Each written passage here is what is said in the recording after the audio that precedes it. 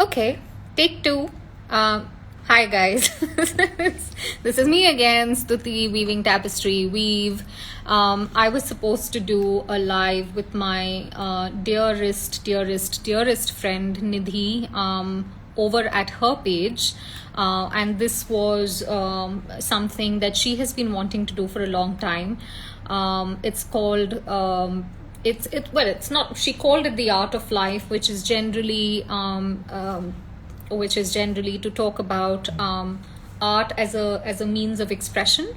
We decided to do a live together. For those of you who don't know, Nidhi is one of my closest, dearest friends over here in Dubai. Somebody who actually gave me the courage to speak on camera, even if the camera was not facing me. So me, a year and a half back, was unwilling absolutely to believe that I would ever have the guts to do video mode stories and things like that. And it was actually Nidhi, through a story visioning workshop, gave me the courage to do it. So I'm waiting for Nidhi to come into the room so we can, kickstart this art of life conversation that we were supposed to actually have over at her page. Hi, Sidikal. I'm so sorry, but this is not an open mic that I'm doing. I'm doing an art of life conversation with my dear friend Nidhi, and I'm waiting for her to join the room. So we can start this live. But to those who are joining, or rather have joined me, Vartika, Darren, the Rude Poetry, Donald, Paper Pen Poetry, Saurabh, I'm seeing you after a long time, the Musing Palette, Cynical, Sudipti, Nidhi, Humor Memes, Anamika, thank you so much for joining. I am going to try and bring Nidhi in. Time. Let IG not play. Hi, Hiro. Let IG not play weird games. Yay! Oh my God!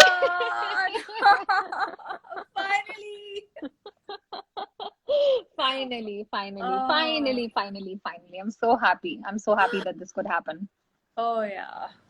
So it was a big thing to happen, right? That's why it took such a while. It took all the shenanigans, you getting logged out of your house, me getting logged out It of had to Instagram, have out of my have own we account.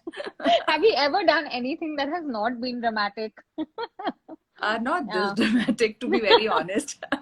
So we have to keep upping the game. What can we do? But I was just telling the room, Nidhi, and I wanted I'm not sure you heard it, but if you didn't, I want you to know. I was just telling the room that 1.5 years back, I would have assumed I would be the last person to switch on video mode on Instagram and do a story, even if the camera was not facing me and it was completely facing the other way, because I really didn't think I had anything to offer to anyone. And it was your story visioning workshop, and a few workshops thereafter that I did with you. And I remember Neeru was also in the workshop. We did that. That actually gave me the confidence. And somewhere I think when you talk to us about writing and things like that, I picked up the courage to maybe start a poetry account. And I do want everyone in the room to know that, because I wouldn't have been around had those workshops not happened. You are just too kind. But like I told you, I will receive that with gratitude because that was coming for you in any case. It happened through me, so good for me, right? And good for me too. Yes, I do believe that. I do believe that if it was meant to happen, it would have happened anyway. Yeah. But I equally believe that the medium or the channel plays a very important role, and I'm glad that, and I know I always have a safe space with you. So, so Yes. I think that's what gave me the courage to maybe start an account, and let's see how long she's going to write poetry. Well, I hope you better do. Um, Oh yeah, I yeah, mean, yeah. I can see a lot of people over here are, coming here just to listen to you. I saw that someone was looking forward to hear you read out poetry. So yes. Um, So, you know what? This is really, I don't know how to handle this now. I'm on your page, but I was supposed to do this on my page and ask you questions. You were supposed to be my You guest. you are still you are still the host. It's I'm still still going to the be host saved of. on my. My apologies to all the Weaving Tapestry fans. I think I'll just do a very brief introduction to myself. Um, my name is Nidhi Bruce, and I'm a story healer, which is a fancier way of saying I'm a life coach. But the reason why I call myself a story healer is because I use storytelling as a medium to help you heal the story of your life in order for you to create more abundance in your life. And which is why today I thought of this topic, and I couldn't find anyone better than Stuti to talk to about this topic, which is the art of life. And before technology came in the way, I was just trying to explain what I understand by art, and why I think that art and life are so intertwined. It's like a tapestry, like Stuti so beautifully puts it. You can't really take them apart. They're not two different things. And art, as we know it, is not just restricted to creating beautiful things, writing beautiful words. It's not just poetry, stories, paintings, music, dance. It's everything, right? It's the way a flower unfurls, it's the way the sunlight comes into your room. So Absolutely. you can see art everywhere in life.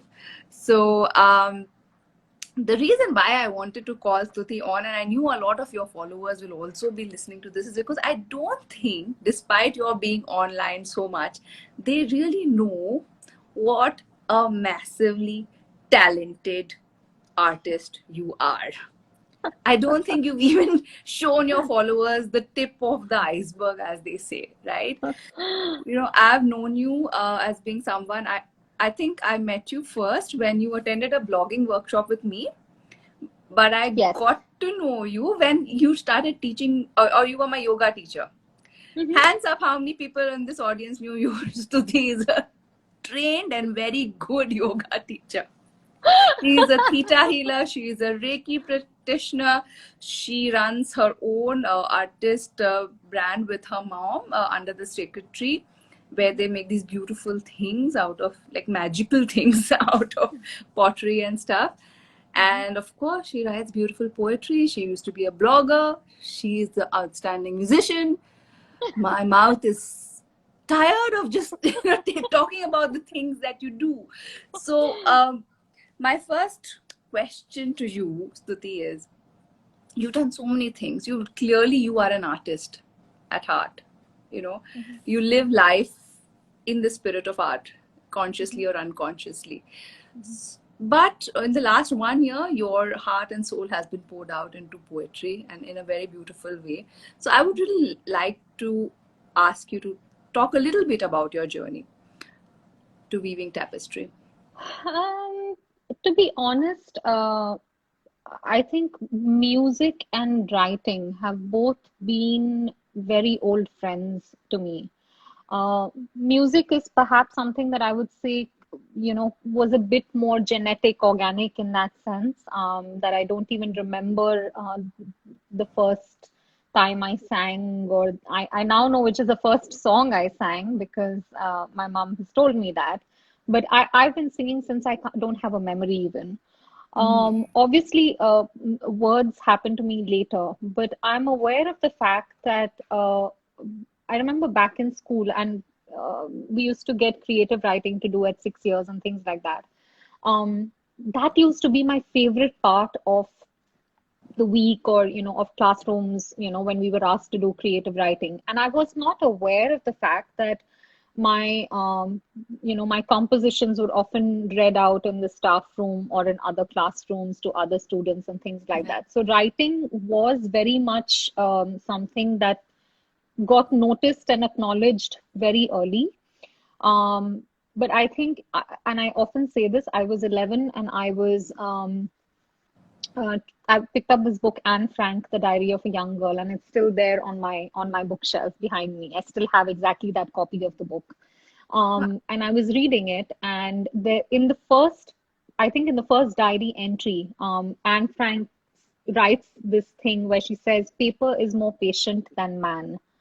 Mm. And that really trapped my imagination. And I remember my cousin was next to me, who's much older than me. She's 10 or 12 years older than me. So I asked her, I said, what does this mean?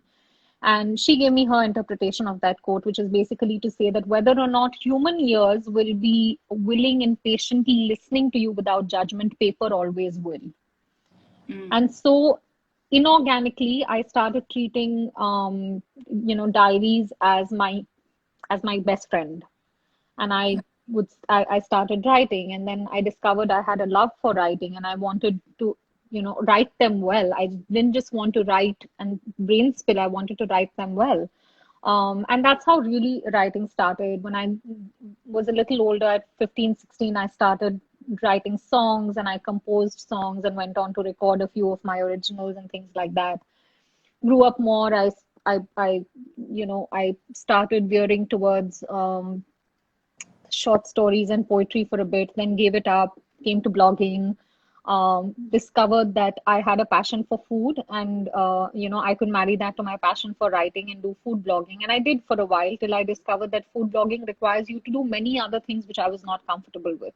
I'm quite an introvert, and food blogging essentially means you're out there meeting people, socializing, you're at launch events and meeting the who's who and things like that, and I was really not comfortable in that territory. So again, I took a step back. Mm. And I think when I was just completely confused about which direction I should take my writing in, I don't know what to do. And I had attempted poetry, and you know it because you've been on my personal account for much longer. I used to write captions to photographs I used to take and things like that, but nothing serious. Um, and I did that workshop with you. And in the back of my head, I think somewhere I always knew I wanted to put my writing out there. And perhaps I had been led into believing that I didn't have the discipline nor enough creativity to do it, and that it would just be another one of my jack of all trades, master of none. And I don't blame the person who said that, because I think I blame myself more for believing them. Yes, yes. Yeah, I blame myself more for believing it. Mm. So I was completely, I was made to believe, and I chose to believe that Yeah. I didn't have the discipline nor the creativity to do it. So, um, at one point, I decided I'm not going to let that voice dictate my life to me. And I decided I'll come here, I'll start an account, Weaving Tapestry, and maybe I'll just have 10 days worth of poems to share with people, and that's okay. I'll be happy to have attempted and failed rather than not have attempted at all. Right. And that's And the rest is history, as they say. and the rest is history. Yeah. I Yeah, still I think it's the love. beginning of the journey, but anyway. Yes, Hmm. yes, absolutely.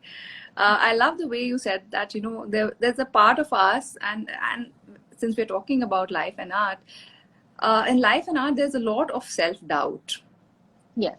There is a lot of belief that is pulling us back from expressing ourselves, right? So when you said that you were taught to believe that somebody cannot be the jack of all trades and master of none, so the assumption is that to be the master of one is a goal, whereas the Hmm. truth is that I don't think all of us are built to be masters of one thing, right?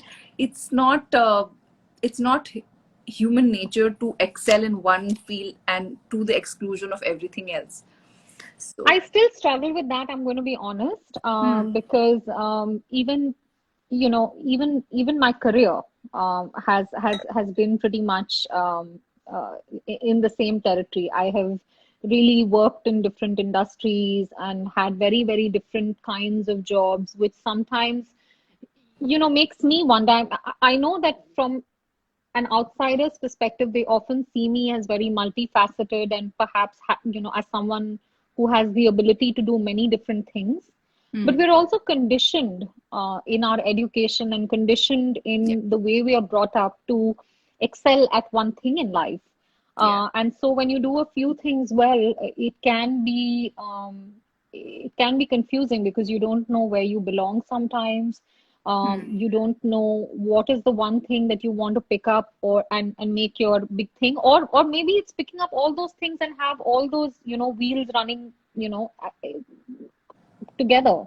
I Yeah. don't know. So I still struggle with that honestly because Yeah. it's not very conventional. It's just not very conventional, is Yeah. it? Yeah. But convention, why do we want to follow convention? That's the way I look at it. I'll share an interesting anecdote with you. So, Mm-hmm. recently, I got introduced to a concept of human design. I don't know if you've heard of it. It Mm-hmm. basically combines astrology and energy, and I don't know, all of that. Something that Mm-hmm. I'm, dipping my toes into. Mm-hmm. Um, and in this human design, I got a reading done, and I don't know what she said. A lot of things about me. So it talks about the chakras and which is open, which is closed, all of that. But the one thing she told me, which I just caught on to for dear life, was this: that apparently I'm a manifesting generator in human design. That is Mm-hmm. my type. And Mm-hmm. manifesting generators change their minds every 7 to 8 months, so they thrive on changing their minds. And she was like, uh, if there is a part of you which feels guilty about keeping changing your mind, then you should let it go. And she actually said that I give you permission to let go of that. And I was like, wow, now How that's relieving. exactly the thing that I wanted to hear. I didn't hear anything else that she said, but I was like, I have permission to change my mind. And Wow. honestly, sometimes we get stuck to these decisions because we are trying to prove to God knows what or who, Mm-hmm. that just because we made this decision, we need to stick to it for so long, Mm-hmm. Mm-hmm. right? Mm-hmm. But the truth Yeah. is, sometimes you realize pretty soon that this is not working out for me, and I'll try something else, Mm-hmm. Yeah. right? Yeah. Yeah. Yeah. And I think a lot of this goes back to conditioning because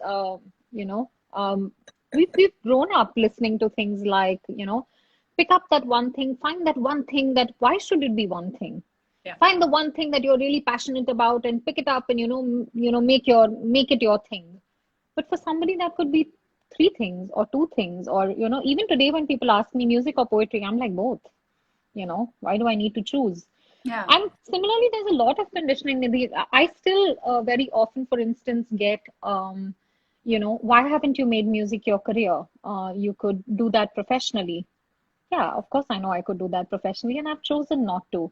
And just because I have a specific talent in a creative art doesn't mean I'm ready to own it professionally or I want to own it professionally. In this lifetime, even to do that one art with sanctity and enjoy it and to be able to do it throughout your lifetime, with purity, with honesty, is in itself a big achievement. It doesn't have to absolutely. become doesn't have to become my bread and butter. But of course, I realize that maybe not many people are ready to hear it, so I just smile and I'm like, yeah, you know. No, I think many people should hear it. I think it's time to break some myths, right? We should not be propagating those beliefs Yeah, that we grew up with. It's time that yeah, we question them, and we make yeah, it easier for people who are coming, into it a bit later. I yeah. remember, I don't know if you recall, we had this conversation. I think this was at the time when you were wondering what to do with Under Your Sacred Tree. Hmm. It was under my secretary, right? Under my And secretary, yeah, yeah. and then you had gone and you had started something else. And I remember this conversation very well because at that point of time it was happening with me also, Hmm. because I had put my heart and soul into my writing to the Hmm. exclusion of everything else. So I had decided Hmm. that I'm going to focus only on my fiction, and I'd given it 2 years of my life. Hmm. And then at some point of time, I felt a struggle. I said that this is not something I can be doing to the exclusion of everything else, because there is a part of me which also wants to do other things. Like I Hmm. want to run a business, I want to do something else. Hmm. So it's almost like you need a foil, right? Hmm. Sometimes when you put your attention all in one bag, Hmm. then that becomes the thing, right? That becomes the Hmm. thing that you're carrying. That becomes the thing that if it falls or if it doesn't move, then it gives you resistance. It Yeah, makes you upset and angry. yeah, Whereas when you're doing a couple of things, it foils. It kind of balances. And I yeah. think for creatives, for people like us who are a little bit on the creative side, it is important. We can't just like say, "This is my life. I stake my flag here, and this is where I'm going to stick to." Yeah, I think, what's very important here is to recognize that for different people, It's, it's not a one size fits all solution. Absolutely. So, for many people, it's sensible to harness one thing, one passion, one talent, and make that their thing. And that's their thing. That's completely okay. Yeah. For some people, that wouldn't work. For instance, for me, I see my creative talent as expression. I don't see it as writing or music. I see it as expression. And that expression manifests itself through art. It manifests itself through poetry. It manifests itself through music. It also manifests itself through healing when I do my healing sessions for people and things like that. It also manifests itself, like you said, as a yoga instructor when I'm doing a yoga class. Not many people on here know. I keep certain aspects of my life very, guarded. I'm okay with the yoga and the, people knowing that I'm a healer and I am a yoga instructor, but Oh, I keep, I I just, opened a lot of your secrets today. no, I'm no, going to no, be that's beaten up completely, after this live. oh, no, no, no, no, no. No, but it's just, I think it's expression, and all of these are ways of expressing yourself. Yeah. So I, I, I, I just see it as that. I just see myself as someone that expresses, and that's my art. Yeah, that's so beautifully put. And if I may point out an observation I've made about you.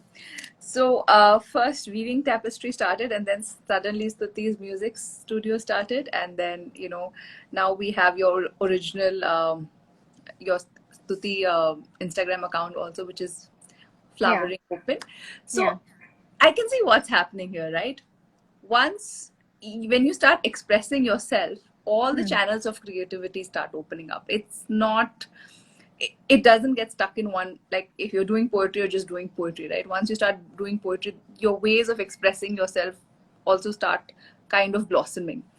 And Yeah, that's what I also tell people who work with me, right? If you feel stuck in one area, then go and do something else, because sometimes all you need to do is find that you can do something else, yeah, and once that opens up, then that opens up everywhere else. yeah. So I can see that happening for you. I don't know if you agree with me or not, but No, I do agree with you. I do agree with you. Although, that said, my music page on YouTube or my music page on Facebook has been around for a long time. hmm, But there's a huge difference, because what happened essentially with Weaving Tapestry is I allowed myself to, when I was doing my videos on YouTube or when I was doing my videos on Facebook, I was just uploading the track literally with a blank screen, nothing else. I was not willing to put myself out there still. hmm, And for me, that's the big change that yeah, happened pre and post your workshop. Once I became okay to put myself out there, then slowly I was able to expand the risk that I was willing to take. I came in here as Weaving Tapestry at that point thinking I never wanted anyone to know that Weaving Tapestry was Stuti, and never wanting anybody to hear my voice or see my face or any of that. But as I started getting more comfortable, and opportunities also present themselves along the way, and all those opportunities are doors to sometimes stay on the path that you have thought you will, that you have started on, or maybe a time to change and reevaluate how you want to do this. And for hmm, me, that happened through one of my friends on a live, through one of my friends in the IG community, who wanted to do a special live on mental health. And mental health has always been a subject that's very close to my heart. But having having lived through a very bad struggle at that point in time, I felt it was very important, having survived that, to be able to come out and say, um, and give strength to people. And at that point, I had a choice. I had a choice to come out and present a story to some people. I don't know who's going to hear it, who's how many people are going to hear it, or whether people are going to hear it or not. But take that chance, or still hide myself behind the camera. And at that point, I think the cause for which I decided to show my face and hence reveal my name, was much bigger than my decision to stay hidden. That was seemingly not so important. So I had a choice. Life gave me an opportunity, and I took that on, and I said, no, I want people to know I'm Stuti, and I want people to know that this was my struggle, and I want people, even if one person today feels a little bit stronger, by that sharing, giving up the hidden identity is worth it. Absolutely, So it's absolutely. just yeah, yeah. Yeah, I So remember that, that. I think I also attended that live of yours. Um, I yeah, remember calling you up and telling you that please come because it's the first time I'm putting myself out there. yeah. And it was during the live actually, because before the live, I had told this friend is Emma Jane Poetry. Before the live, I told Emma Jane Poetry, I said, I don't like discussing details of my life, such as, my family, my age, and, things like that. And anywhere, or I don't like mentioning it. I don't even like mentioning my name. So please don't call me Stuti. Please call me Weave on the live. And she said, don't worry, I'll call you Weave.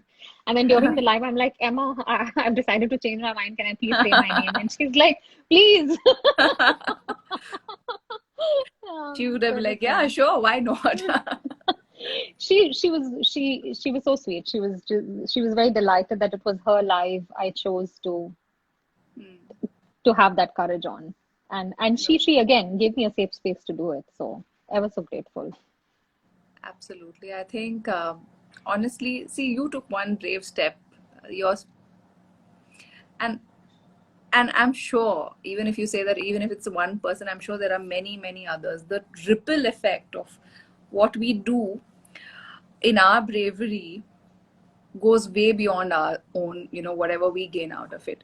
I For think so. example, when you talk about the workshops that you, of my workshop that you think made a difference in your life, Mhm. when I was doing those workshops, I wasn't sure who's watching, whose life Mm, it's going to make a difference to. mhm. And uh, and when you came back and told me that it made a difference for you, I was like, it was a big deal for me, right? Yeah. So it made it worthwhile for me to do that, Mm, because I mhm. came out of my own fear and my own objections in my mind to come and do those workshops and those things. Yeah. Yeah. And it literally is just that, like you said, it's just one person who comes back to you and says that it has made some difference in their life, and that makes it worthwhile.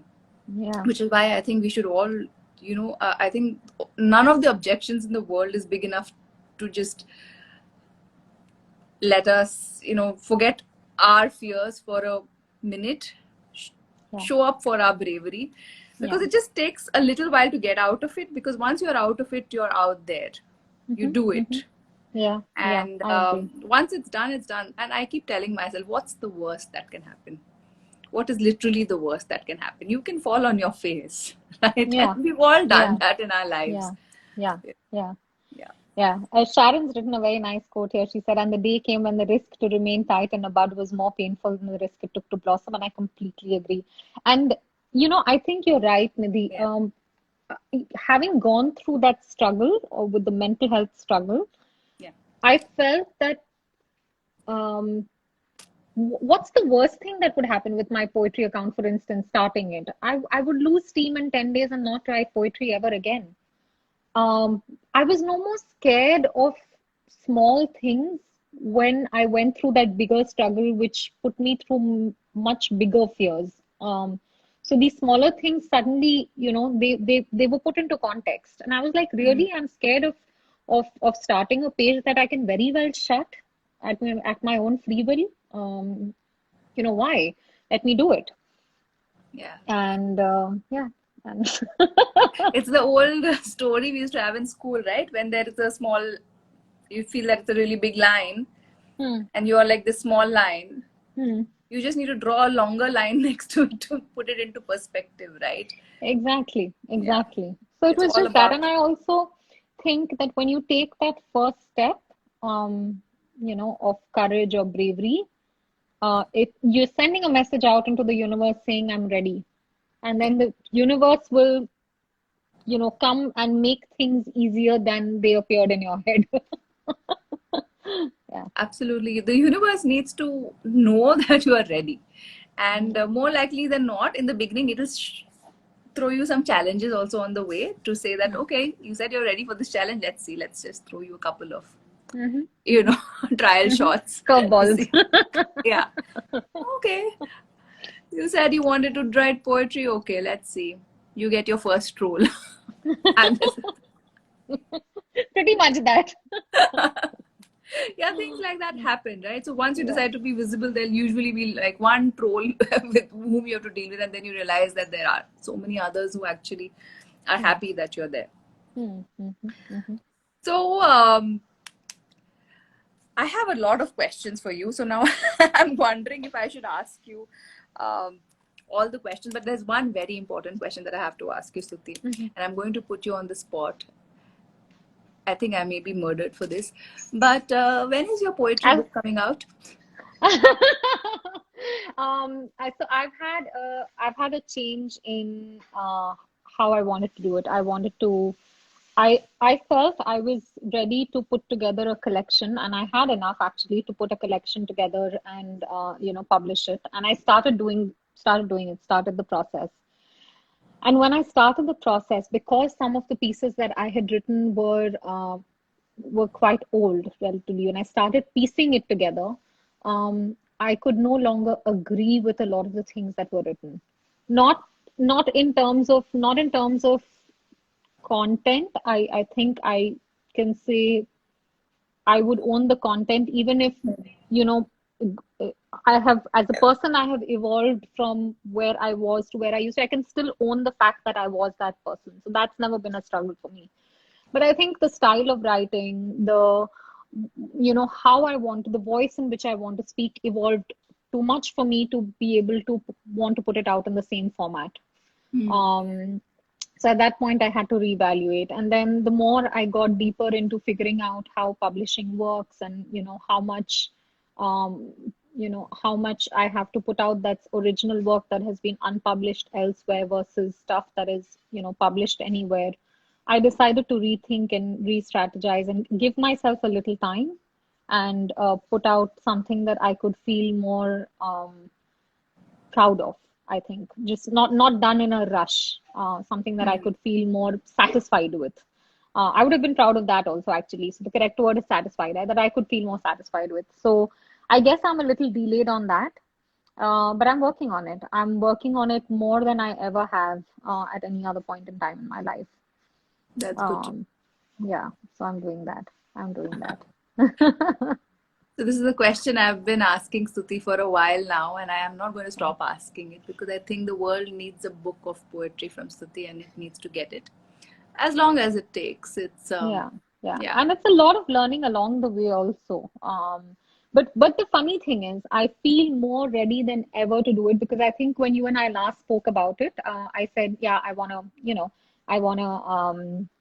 publish and I want to do things and I talk about it. But I still wasn't very, very sure what I wanted to write. And I don't know if I told you this. Hi, Paige. I don't think I told you this, but recently I had a vision. I was in the middle of doing something else, and this book suddenly flashed in front of my eyes and out back again. But in that 1 second vision, I did see a book. I did see the cover exactly, and I did see a name on the cover. And I had not heard that name anywhere before. So I was like, what is that? And the only answer I got was write that.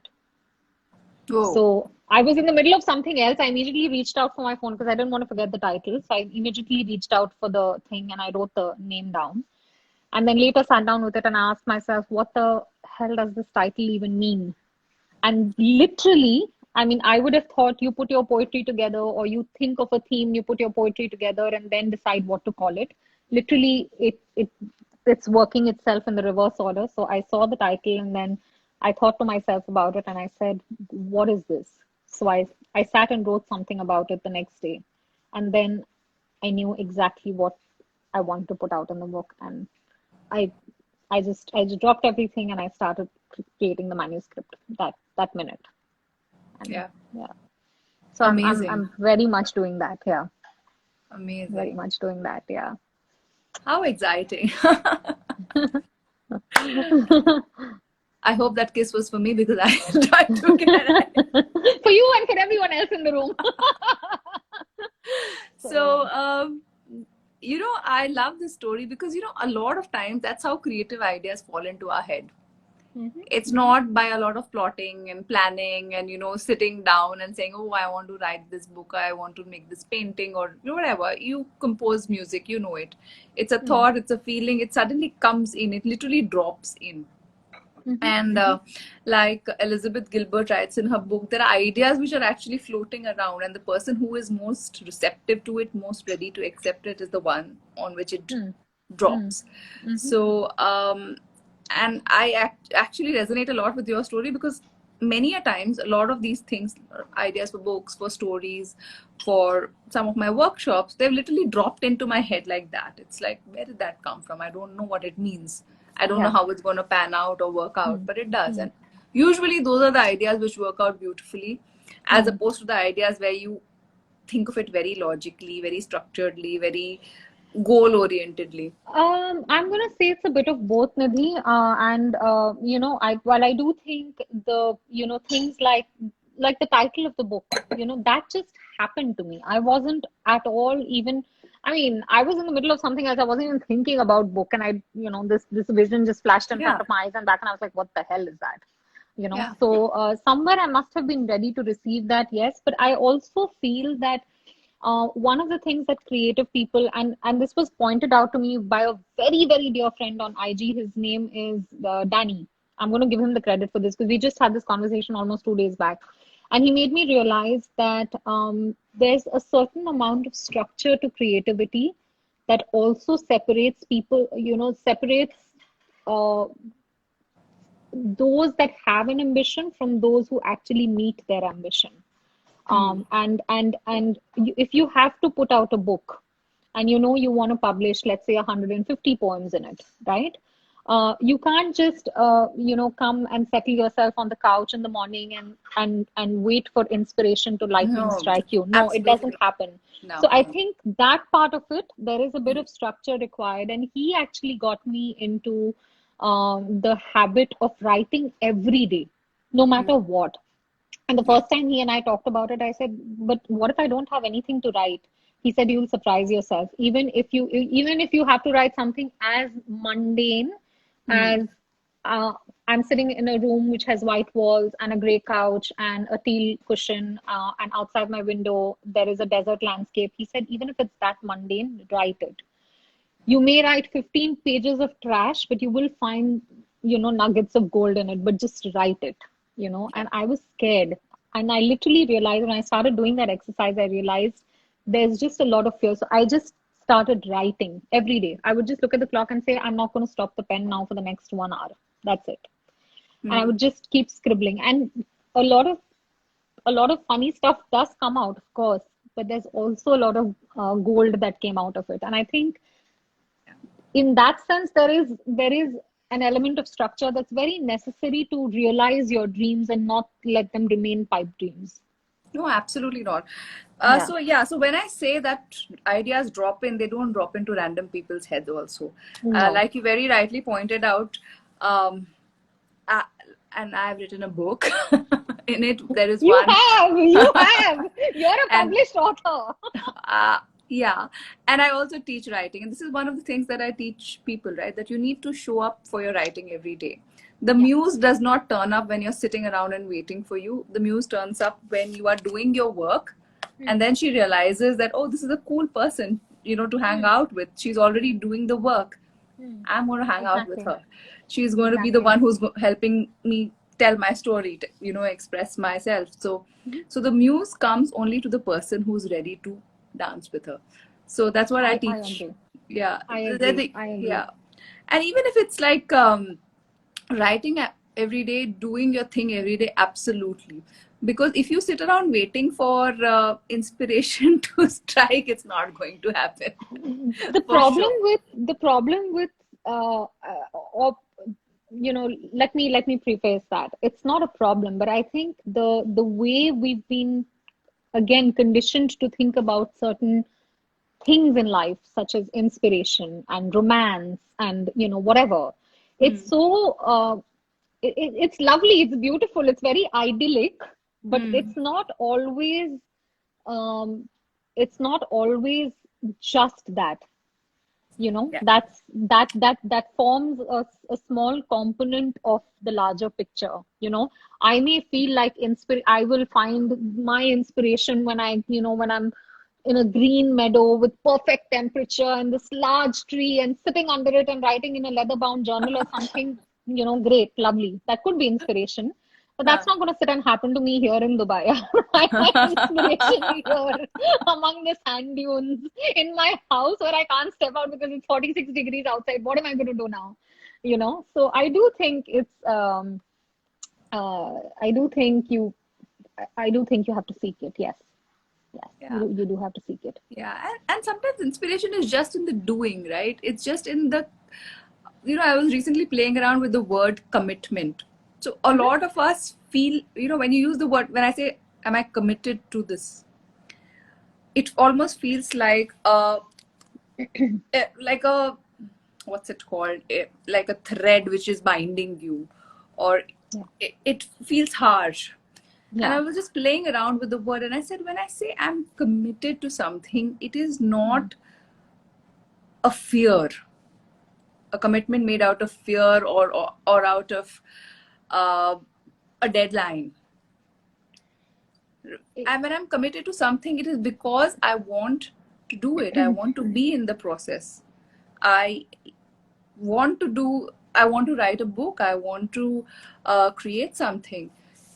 That is my commitment, that I will show up for it even on the days that I feel that maybe today it doesn't feel like it. I don't feel like it today, but I still want to do it. Am I committed to it in that way?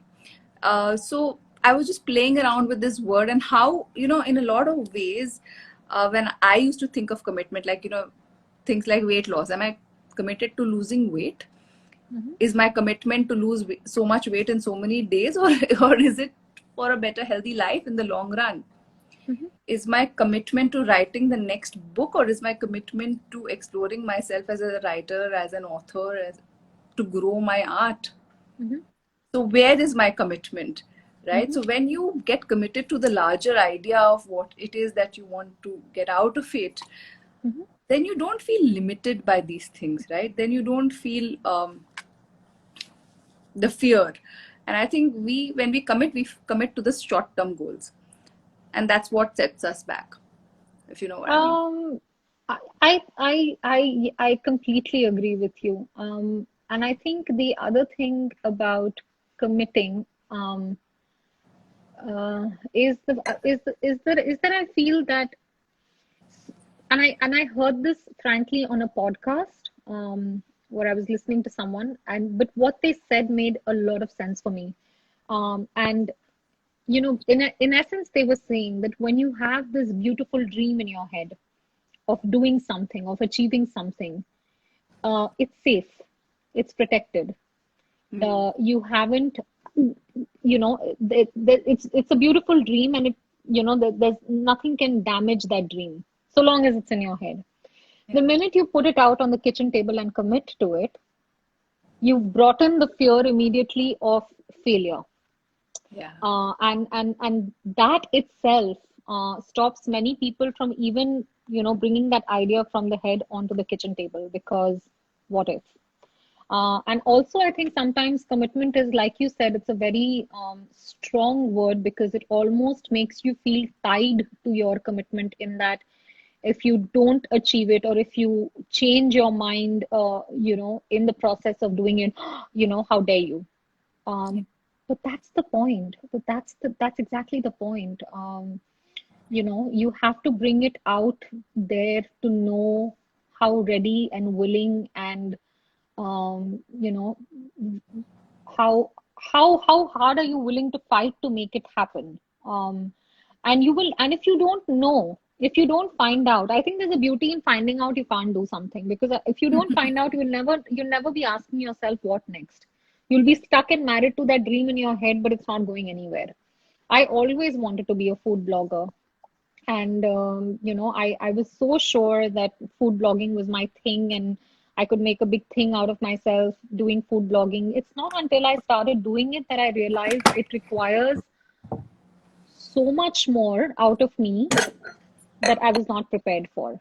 And I would never have known that without actually doing it. If I had just had the idea of blogging as food blogging was in my head, I would have been married to that idea for the rest of my life and saying I want to do food blogging. But the minute I actually, got my hands dirty in it, I realized there's a lot more to it. Do I like that? No. It's the same way with music also, by the way. This idea of being a performer on stage and having a crowd of, 30,000 in front of you and, listening to you is wonderful. But are you willing to do uh, so many other things in the process um, that will take you to that dream, maybe? So did you try out that as well? With music, I think I realized very early, Nidhi, that, and that to me is the difference between music and, say, doing a poetry live reading also. Because a lot of people ask me, if you can do a poetry live reading in front of a camera, why can't you sing in front of the camera? Why can't you perform on stage? Yeah. They're very different to me because when I'm doing a live reading of poetry, it's most often other people's poetry. And the spotlight, as far as I'm concerned, is on the poet and the poetry that I'm reading. It's not on me. And I'm still not extremely comfortable with the idea of the spotlight being on me. Now, it doesn't seem like that because it's me that's sitting in front of the camera and it's my voice and it's my face that's occupying screen space and, airtime. But I still feel like in that process, the spotlight is not on me. And when the spotlight is on me, as it is in music, I'm not very comfortable with that. Still not. I'm more comfortable with it today than I ever was, but I'm still not. And I still think the idea of even sitting in a room of 10 people who are, let's say, my 10 best friends and having to sing because one of them said, Stuti, let's hear you sing is daunting. Absolutely daunting. I hate being in places like that. Um, so how can I, with that, this thing, ever dream of a stage career? I wouldn't enjoy it. I don't enjoy being on stage, quite honestly. I love Okay. recording in a studio because that's just me and my music, and there's no one else.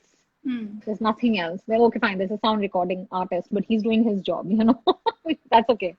Um, Yeah. but yeah, But that's also a way to get it to people in any case, and I think these days we have enough ways and means to get the music out to people. You don't really need to be sitting live in order to get your music out to the world. But yeah, I really absolutely. love what you said about the food blogging thing. You wouldn't have known till you tried it out. No, I wouldn't have known. Yeah. I And wouldn't have known. yeah, I that's wouldn't the have known. biggest learning, right? We stop ourselves from trying out things with the fear that we'll fail. And that's the thing, right? If you fail, you fail. I mean, we fail at so many things, right? Every single day, choice or no choice, we fail, right? Like I Yeah. failed on getting onto my own Instagram page and doing a live. Does it mean I stopped trying? My under my secretary account has been dead, for lack of a better word, for months now. If Hmm. I am to start worrying about the fact that, oh, I haven't posted, or oh, I haven't done something there, it's not my time to do that right now. But today I'm very comfortable with that idea. If something's not happening for me, um and I'm not inclined towards it, I'm also listening to myself and asking myself along the way, has the dream changed? Are you putting a pause on it? I did these theta healing, instructor courses and certified myself as an instructor. If I wanted, the day of tomorrow, I could start teaching online. And despite having the credentials, despite having everything, despite the fact that it could make me money, a lot of money actually, technically, but I don't think I'm ready to do it. I don't think the thought of me doing that gives me joy right now. Mm. Whereas when I was certifying myself in it, I was very sure that's what I wanted to do. Yeah. Currently, I seem to have changed my mind, and that's okay. Maybe it's a pause, maybe it's a break, maybe it's a permanent break. I don't know. And it's okay for me not to know today. So, Yeah. Yeah. yeah. No, what you said was really, really, important. Unless it gives you some joy, so, Yeah. doing things just for the sake of doing it. You know, you did your healing course, and there are lots of people out there who are, I can see, teaching theta healing and doing it, and like you said, charging a lot of money for it. Hmm. You could easily do it without the joy and say, I'm just doing it for the sake of making money. And making money is not a bad goal per se. But if Not that at making all. money is giving you joy, then it's okay. But if you're just doing it just because you've done the certification, then I think also for something like healing or creating art, like there are people who do art, you know, Hmm. you send them the specifications and they can create art. I sometimes wonder if there is joy in their creation then, right? Because when you see a piece of art, you get the vibes, right, of the painter, you get the emotion. There is a lot of story and emotion that goes behind it. So for example, I have got a piece of art in my house which I long ago I saw a painting and I said I want this painting in my house. I couldn't afford to buy it, so I got somebody else to paint it. Whenever I see that painting, I know it's a copy. I Hmm. know it's somebody who just had the skill to paint who has painted it. Mm-hmm. That painting doesn't bring me joy. Mm-hmm. And I have a feeling that the guy who painted it also just painted it just because he was getting paid for it. Mm-hmm. So, so I do feel that unless there is something, and I know it sounds like a very, the argument against it that some people don't have the choice. Some people may Hmm. not have the choice to say that, okay, I won't do it until I get joy. I need the money, so I have to do it. But for a lot of us, I think we do have the ability to have the intention before we set out to do something to say that this is something that is going to make a difference to me, if not to anyone else's life. And there is some intention behind it. You can't just do it for the sake of doing it. I completely agree, and I would like to again, first of all, acknowledge what you said because I think that's very important. That many people don't have the blessing of choice, and I completely understand and respect that. For those of us that do, however, uh, and can afford to ask ourselves the question, it's a privilege, by all means. But if we can afford to ask ourselves the question, do we enjoy it, and then choose to do things that come from that space of of pure love of doing it, it does make a huge difference. And it applies to everything. Doesn't just apply to uh, mainstream creative arts, but even healing, Nidhi, for instance, or even teaching yoga. I and you know this, or I don't know if you know this, but I despised yoga. Absolutely, with a passion, I disliked yoga. I Okay, know this. and I with a passion, like, and there was a yoga instructor who used to come home and and do classes for my mom and things like that. And she would say, you can just join me and you can just be part of it. And she would very much try and want me to be part of it. And because I think it was coming from a place where she wanted me to do it more than I wanted to do it, I was just not keen. And I developed a resentment towards the yoga for all kinds of reasons. But anyway, that's not important. But when I started training, even the day I started training, that's the first thing I told my instructor. That's the first thing I told Kashi. I said, just so you know, I hate it. He's like, I'm so glad, and you're going to be the best challenge for me in this class. At the end of it, at the end of 200 hours, did I love it? No, not in a huge way, but I was very, I love, I could love myself more through yoga. Hmm. And for me, that is the thing that became a reason for me to teach. It was not because I certified myself. I've certified myself in theta healing, and I'm not teaching that, just by the way. But I certified myself in yoga, and I started teaching yoga because yoga taught me to accept myself the way I am, and it taught me to appreciate things about my body just as it was without change. And Kashi helped me do that. Kashi, the instructor, he helped me do that.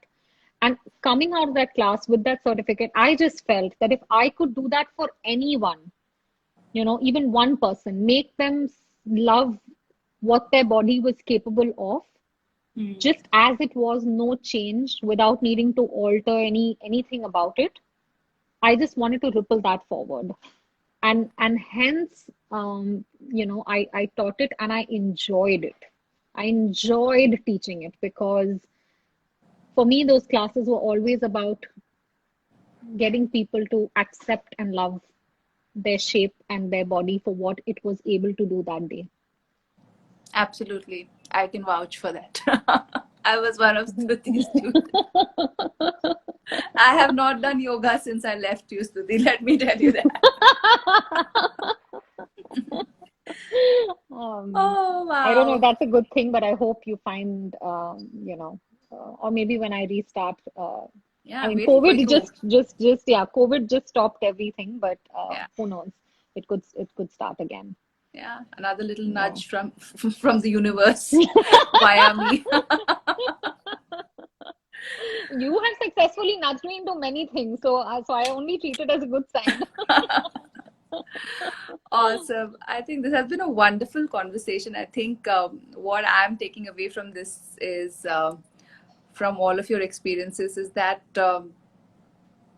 go through life in a way where you don't get overwhelmed by your art, uh, but you also don't give in to your fears completely. You Hmm. show up for Hmm. yourself, you show a Hmm. little bravery, and then you take it forward from whatever comes through. Hmm. So it's been beautiful talking to you, Stuti, today. I'm sorry if I've opened out a couple of your secrets, although Oh, no, no, no, I'm no, not, no. All I'm not sorry at all, actually. no, no, nothing unfurled that I didn't want to unfurl. So All it's your all dirty good. secrets are safe with me. But it's been a pleasure chatting with you, Nidhi. I can't believe that we're sitting at two ends of the road and doing this, but I know. I mean, you're on one side of that Meadow Street and I'm on the other side of the Meadow Street and doing an IG live. Yeah, But this is what COVID has done to us. It has made us like act like we are on two different continents. no, So, but I absolutely love chatting with you, and again, I know it would make you uncomfortable and cringe, but I owe a lot of what I do today in a huge way to you. You may not realize it, and you may not have realized it at all, especially at the time when we were doing it. But you actually gave me the courage to come out and be me, and in many ways also draw boundaries and create a safe space for myself without feeling answerable to anybody else or having to be a version of myself for anyone else. That's what I took away from your workshop. And it has just served me so well. So I thank you for that. I take it, like I said, thank you so much for saying that. I accept it. Um, and thank you for having me on your Instagram page. What I'm going to do is I'm going to save the live on my page, but I'm also going to download a copy Yeah. of it and share it with you via Google Drive or something, Oh, and you can that then will be awesome. upload it to your page. Yeah, yeah, I can do That that. will be awesome. And thank you, all of the people who joined in for the live. I've not been able to read or reply to the comments, but wonderful people, wonderful to know all of you. I can see a lot of poets here, so it's a I can beautiful crowd. also I think tell that there's a lot of people who follow you that are in the room, but whoever your followers, my followers, whoever's in the Yeah, room and whoever whoever's stayed joined, and thank you listened, very much for joining thank in. you. And keep writing, keep creating. And let's meet in the flesh and blood soon. Yes, let's do that, please. No Done. VPNs. No, no VPNs. We can meet over breakfast or coffee or something. We'll figure it out. Yeah, let's do that. Okay. All Take right. care, Nidhi. Thanks so much. Thank you. Bye. Bye. Bye. Bye.